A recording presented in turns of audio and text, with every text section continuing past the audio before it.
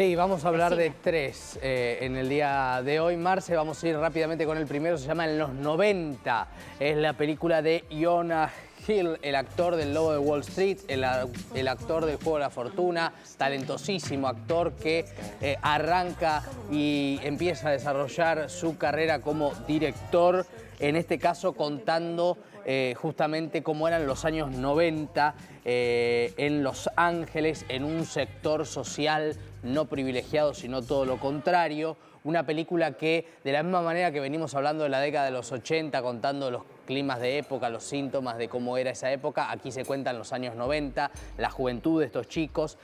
Una película que cuenta con sensibilidad y con mucha verdad esa época, y al mismo tiempo el devenir de una serie de situaciones que tienen que ver con la adolescencia, que tienen que ver con el desamparo, con los excesos. La película en un primer tramo, en una primera parte, funciona mejor que después, cuando pierde un poco de potencia la narración de la película, y a veces hay algunas cosas que son un poco sensibleras que no terminan de ser tan brillantes, pero de todas maneras es un debut interesante de Jonah Hill que obviamente creo que está desarrollando también un universo mucho más profundo, más jugado, más alternativo como cineasta, que vale la pena que tenerlo en cuenta. Pasando a una coproducción argentino-italiana, es un documental que se llama Volviendo a Casa, se estrena el día de hoy. Es un documental que, por más que del punto de vista de ciertos recursos como la voz en off, la recurrente figura protagónica de su director y guionista Riccardo Preve, tiene una historia muy interesante que tiene que ver con la Segunda Guerra Mundial, con un submarino italiano que naufraga en el Mar Rojo, y allí lo que sucede es que sus tripulantes, que eran 44, sobreviven y se quedan en una isla desierta. Es una historia real. Y aquí solo uno de ellos muere.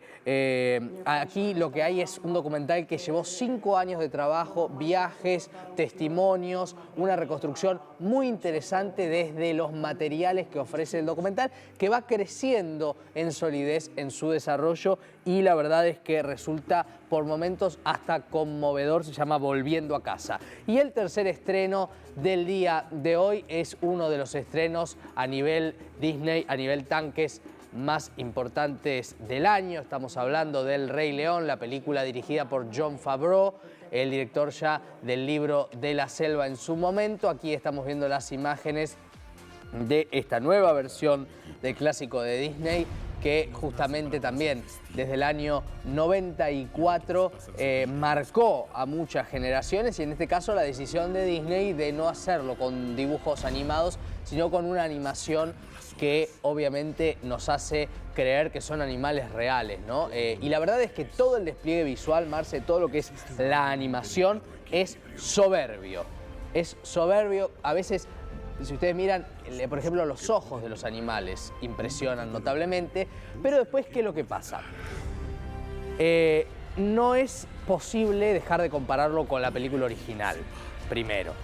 La película original tenía una frescura, un color que tiene que ver con lo que permite el trazo del dibujo, ¿no? Por ejemplo, los cuadros más luminosos de la película, que son los de Timón y Pumba, tenían muchos colores que tenían que ver con la fantasía. En este caso, como es tan realista mostrar animales, hay cosas que se reducen mucho. La película es un poco más fría, es un poco, diría yo, menos luminosa, menos divertida en ese sentido, pero hay algunos aspectos en los cuales funciona. Lo que cuesta muchas veces tiene que ver con que vemos animales que hablan y cantan, ¿no?